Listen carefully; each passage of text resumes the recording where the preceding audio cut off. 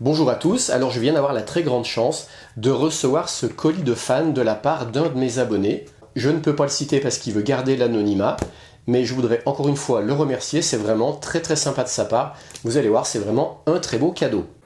Allez, on le déballe ensemble. Alors qu'est-ce qu'on voit? Handheld oscilloscope.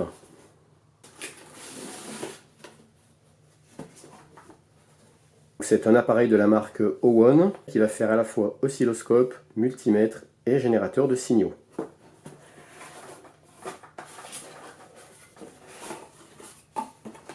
Alors qu'est-ce qu'il y a dedans? Là déjà on a deux cordons pour les sondes de l'oscilloscope. Ici on va avoir les pointes de touche pour le multimètre.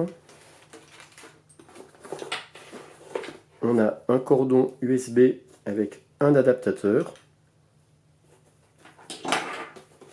On a une sacoche, donc dedans il va y avoir l'appareil, qu'on regardera après. Ici on a une autre sonde, qu'on va regarder plus en détail. Et puis on a une notice. Alors je vais déjà tout de suite ouvrir la sacoche.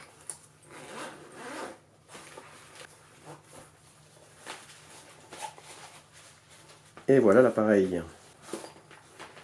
Donc là déjà c'est bien d'avoir une sacoche pour le protéger. Et puis on voit qu'il a une coque de protection qui est légèrement souple. Vous voyez quand ça tape. Donc ça veut dire que ça le protégera. Donc visiblement c'est un bel appareil. Donc comme je le disais, c'est de la marque Owen. Alors je ne sais pas comment ça se prononce. Et c'est le HDS 2102S. Avant de regarder plus en détail l'appareil, on va regarder les accessoires. Donc là on a une notice. Donc moi c'est celui-là, le HDS 2102S. Donc on verra il a une bande passante qui va jusqu'à 100 MHz. Et donc la notice est en anglais. Ça ce sont les sondes des deux voies, puisque cet appareil comporte deux voies. Et ce qui est pas mal, c'est que les cordons sont d'assez bonne qualité, sont souples, avec des pinces croco. Ça, ce sont les pointes de touche pour le multimètre qu'on viendra brancher en bas ici. Pareil, c'est des câbles assez souples, donc d'assez bonne qualité, avec ici des petits capuchons.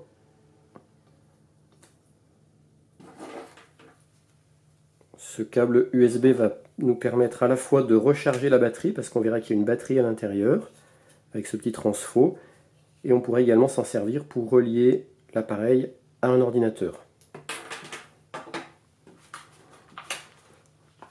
Et là, on a encore une sonde. Donc ils mettent que c'est une passive probe, donc à réglage soit x1 soit x10. Et donc celle-là, c'est ce qui permet d'aller jusqu'à la bande passante de 100 MHz. Donc ça c'est une sonde de qualité, avec les petits outils nécessaires pour faire le réglage. Ici il y a une petite vis qui nous permet de régler la forme du signal, de façon à obtenir bien un signal carré pour bien régler comme il faut notre sonde par rapport à l'oscilloscope. Il y a une petite manip à faire qui est expliquée ici dans la notice. Elle nous explique qu'avec cette petite vis, ça nous permet de bien régler la sonde pour obtenir un beau signal carré. Si on va sur internet, on voit que c'est un appareil qui coûte quand même entre 200 et 300 euros, donc c'est pas du bas de gamme. Alors cet appareil, il comporte un écran de 3,5 pouces en couleur, et puis il va avoir trois fonctions, puisque c'est un 3 en 1. On verra qu'il fait à la fois multimètre, oscilloscope et générateur de signaux. Alors il fonctionne sur batterie parce qu'il est portatif, et donc il comporte des batteries Li-ion de 2200 mAh, donc c'est quand même une assez bonne autonomie. Donc il fait multimètre. On voit qu'ici on a les prises pour venir brancher nos pointes de touche. Il va nous permettre de mesurer des tensions, des courants, des ohms. Il doit y avoir également une fonction de test de continuité. On pourrait également tester les diodes et les capacitances, donc on va regarder ça tout de suite. Donc pour l'allumer, c'est simple, il suffit d'appuyer quelques secondes sur cette touche. Donc là, par défaut, il se met en mode oscilloscope. Donc ici, on va pouvoir choisir mode Voilà. Donc là, je suis sur des mesures de tension. Donc là, si j'appuie sur F1, voilà, là, c'est des tensions alternatives. Ici, des tensions continues. Si j'appuie sur F2, ici, je viens sélectionner des mesures de courant. Donc là, courant alternatif. Ici, courant continu. Avec la touche F3, je viens sélectionner pour savoir si c'est soit des ampères ou des milliampères. Donc là, je suis en milliampères. Là, en ampères. Et puis la touche F4 me permet de mesurer des résistances. Donc ça fait ohmmètre. Si je rappuie dessus, je pense que là, c'est le testeur de continuité parce qu'il y a un petit haut-parleur.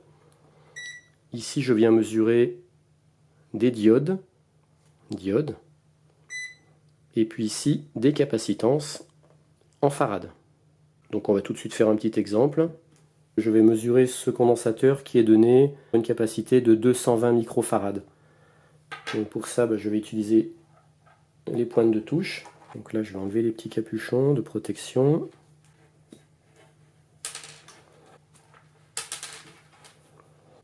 Donc le noir sur le commun. Et puis là, comme je vais mesurer les capacitances, il faut que je me mette sur cette prise-là. Et petit rappel, avant de mesurer la capacitance d'un condensateur, toujours s'assurer qu'il est déchargé. Vaut mieux ne jamais tester un condensateur une fois qu'il est chargé. Et puis bon, là, c'est des petites tensions, 35 volts, mais pareil, faire attention avec des condensateurs plus élevés, parce qu'en touchant simplement les broches, on pourrait se prendre une bonne châtaigne. Voilà, il faut attendre qu'il se charge suffisamment. Il le donne en millifarad, il trouve 0,231 millifarad, donc à peu près 230 microfarad. Donc ça correspond assez bien à la donnée du condensateur. Maintenant, on va aller mesurer une résistance. Donc là, avec la touche F4, je viens sélectionner le ohmmètre. Donc là, je vais prendre une résistance qui est donnée pour 3,3K.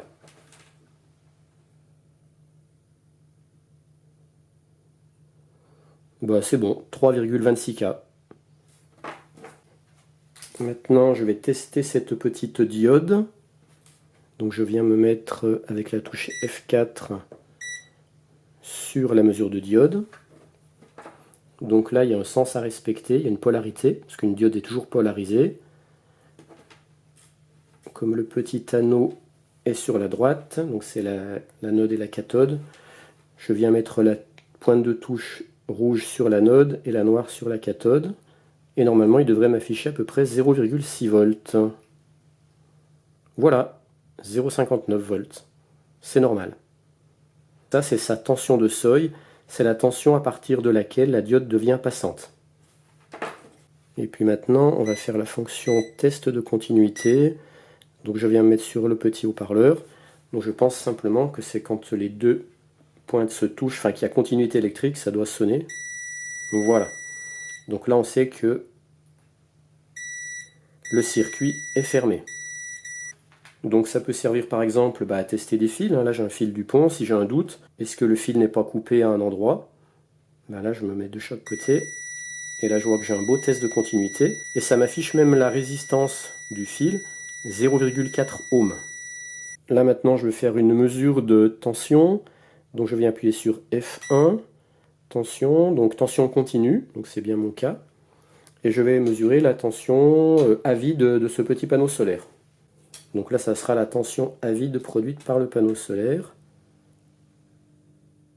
Voilà, j'ai du 7 volts, 7,22 volts produit par le panneau solaire. Et maintenant, je vais m'amuser à mesurer le courant de court-circuit donné par ce panneau solaire. Donc je rappelle que pour des accus, il ne faut pas faire de court-circuit, c'est pas bon. Mais pour un panneau solaire, il n'y a pas de souci. Là, par exemple, vous voyez, je fais un court-circuit, c'est pas gênant. On va mesurer ce courant de court-circuit. Donc pour ça, pour le coup, là, il faut changer les sondes. Donc le rouge, on va venir se mettre ici. Alors normalement, ce panneau solaire est donné pour un courant max de 120 mA. Donc attention, c'est là qu'il ne faut pas se tromper. Si on a un courant qui peut atteindre 1 ampère, il faut absolument se brancher sur cette prise-là. Et par contre, si on sait que c'est des courants qui sont de quelques milliampères ou moins, on vient se mettre ici. Mais sinon, par précaution, quand on ne sait pas, il faut toujours se mettre ici. Et puis si on voit que le courant est inférieur à 1 ampère, donc de l'ordre de quelques milliampères, eh bien pour affiner la mesure, après on vient se brancher ici. Donc là, je peux venir me brancher ici parce que je sais que ce panneau solaire ne produira jamais un courant de 1 ampère. Maintenant, je viens ici me mettre sur des mesures de courant. Donc là, j'aurai bien un courant continu. Et puis là, je vais lui dire que je ne veux pas mesurer des ampères, mais des milliampères. Donc voilà. Et là, donc, je rappelle, je vais mesurer le courant de court-circuit, c'est-à-dire le courant maximum que peut délivrer le panneau solaire. Donc là, j'ai seulement 0,15 milliampères parce que j'ai très peu de lumière. Je vais mettre plus de lumière dessus. Et on va regarder ce qu'on obtient maintenant.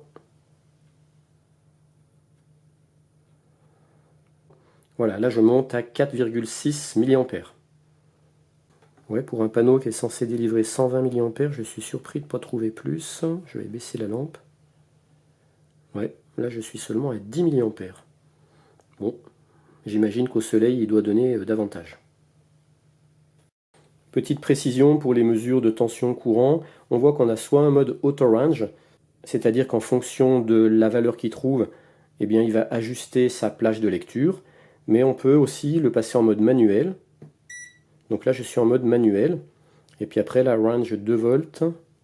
Si je rappuie maintenant, je suis en range 20 volts, 200 volts, 1000 volts. Voilà, et là je reviens à 2 volts. Et puis si j'appuie sur auto, je passe en mode auto. Aussi ici, un petit pied pour pouvoir le poser comme ça sur votre plan de travail. Alors maintenant, on va revenir en mode oscilloscope. Voilà. Et si on regarde ce qu'il y a sur les côtés, on voit qu'on a un petit capuchon qui s'ouvre. Donc c'est un plastique souple, hein, c'est agréable. Ça nous permet ici d'accéder à la prise USB qu'on peut relier à notre petit transfo USB 230 volts, 5 volts pour le recharger ou pour se relier à un ordinateur. Ici, on a deux petites sorties qui nous permettront de calibrer notre passif probe, qui nous permettra d'aller jusqu'à 100 MHz. Donc là, on va récupérer, comme c'est marqué ici dessus, un signal en 1 kHz, en 3,3 volts, avec à gauche la masse, à droite le signal. Et puis devant en façade, on a les entrées des deux voies, voie 1, voie 2, et ici la sortie de notre générateur de signaux avec une impédance de 50 ohms. Là, la personne qui m'a envoyé l'appareil a déjà calibré la sonde, mais on va faire ensemble quand même la manip pour revoir. Normalement, il faut venir se mettre comme ça ici sur le côté. Hop, le signal ici. La masse ici. Et puis je vais venir me mettre sur une des voies. Voie 1 par exemple. Allez, je mets en mode auto. Et voilà. Donc là, on voit que je récupère le signal émis par la sortie en 3,3 volts 1 kHz.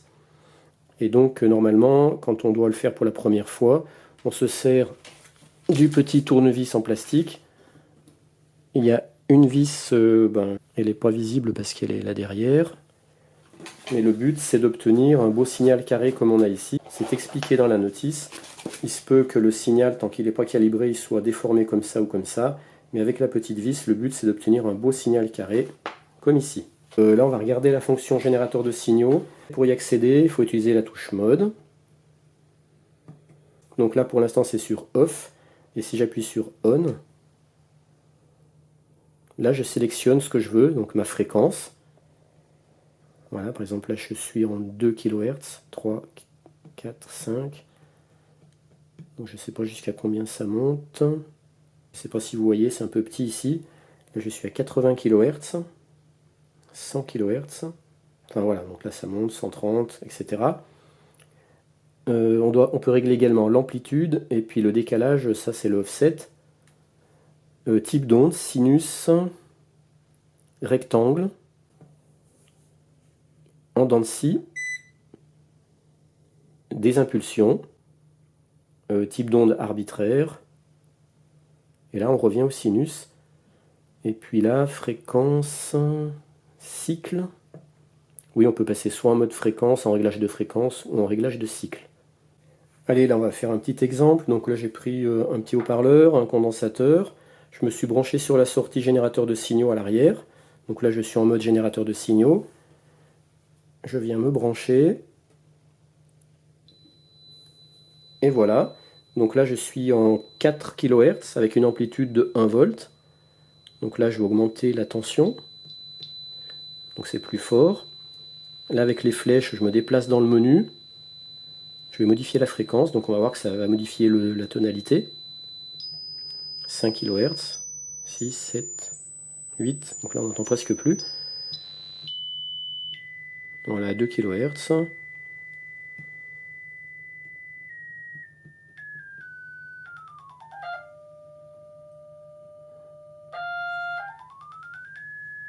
Voilà, donc là je suis en mode sinus. Donc on va changer le mode. Type d'onde. Là je suis en onde rectangulaire. En dents de scie. En impulsion. Donc là je peux régler la largeur des impulsions. Rise time je maîtrise pas trop. Et là je reviens en sinus. Donc là je suis à 300 Hz, on n'entend rien, c'est normal. Voilà, là on commence à entendre à 400 Hz.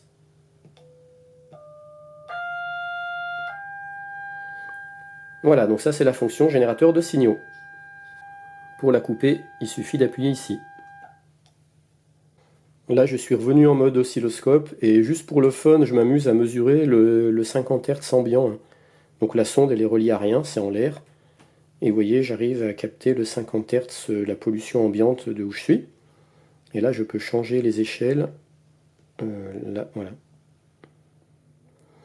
Et puis il y a une touche qui est là, cette touche-là, qui a servi tout à l'heure pour le générateur de signaux. Et bien là, si j'appuie dessus, je peux faire une fonction hold, c'est-à-dire figer l'image. Donc j'appuie dessus, et voilà. Maintenant, même si j'enlève la sonde, hop, je garde bien mon image. Donc ça, c'est pratique avec l'oscilloscope. Si on veut figer une mesure, et bien on appuie sur cette touche-là. Puis après, quand on rappuie, on revient en mode lecture vive. Voilà, donc je vais en rester là pour la présentation de cet appareil, parce que je ne le maîtrise pas, hein, je ne vous cache pas que pour l'instant je le découvre un peu.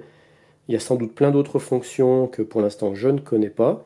Ça sera un peu trop long à tout vous expliquer en plus. Mais voilà, donc ça restera un outil pour l'atelier qui sera bien pratique, parce qu'il est portatif, il est sur batterie. Et puis après, pour la fonction oscilloscope, je vous renvoie vers des excellentes vidéos de Philippe de Merliac, qui nous dit que ces petits oscilloscopes, ça remplacera jamais un vrai oscilloscope de labo, mais enfin c'est quand même bien pratique, notamment aussi je crois pour ceux qui font de la réparation de voitures, enfin voilà, si on a besoin d'être dehors, c'est bien pratique d'avoir ces petits outils portatifs sur batterie. Donc encore un immense merci au généreux donateur qui se reconnaîtra, et puis peut-être que je ne manquerai pas d'utiliser cet appareil dans certaines de mes futures vidéos de la Tronic Aventure. Voilà, donc encore un immense merci, et moi je vous dis à bientôt, bye bye.